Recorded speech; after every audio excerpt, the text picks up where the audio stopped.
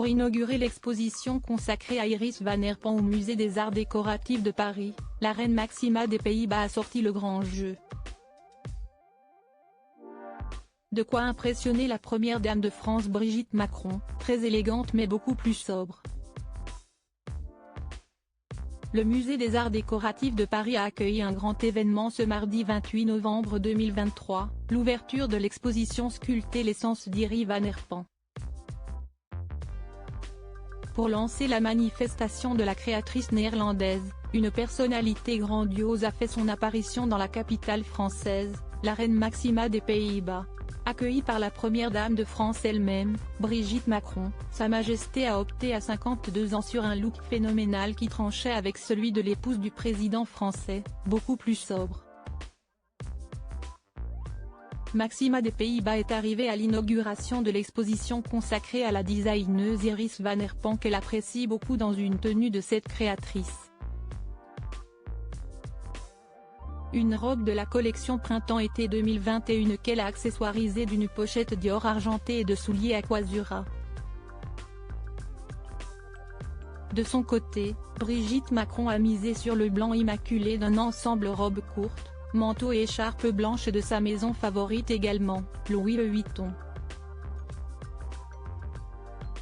Deux styles totalement différents et visiblement, la First Lady française était impressionnée par l'allure grandiose de la touriste royale. L'épouse de Willem Alexander a choisi un style sculptural qui a mis en valeur le travail d'Iris van Herpen. Iris van Herpen exposée à Paris, une créatrice visionnaire du 29 novembre 2023 au 28 avril 2024, le Musée des Arts Décoratifs de Paris expose le travail d'Iris van Herpen, considérée comme une créatrice visionnaire. Ma mode est pour les femmes qui cherchent une expression intellectuelle qui va au-delà de la beauté, résume d'après l'AFP la couturière néerlandaise qui a habillé Beyoncé, Lady Gaga ou Björk et dont 100 robes haute couture s'exposent à Paris.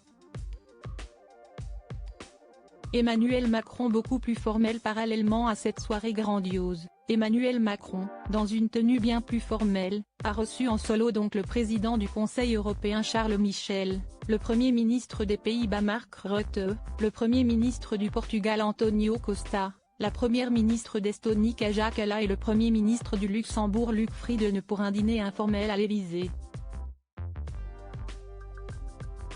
Le président français a rappelé, selon l'Élysée, l'importance de continuer à réduire nos dépendances dans les domaines de la sécurité et la défense, l'énergie, la santé, l'intelligence artificielle et l'alimentation notamment. Ces chefs d'État et de gouvernement ont également discuté des moyens d'action de l'Union européenne pour atteindre ces objectifs.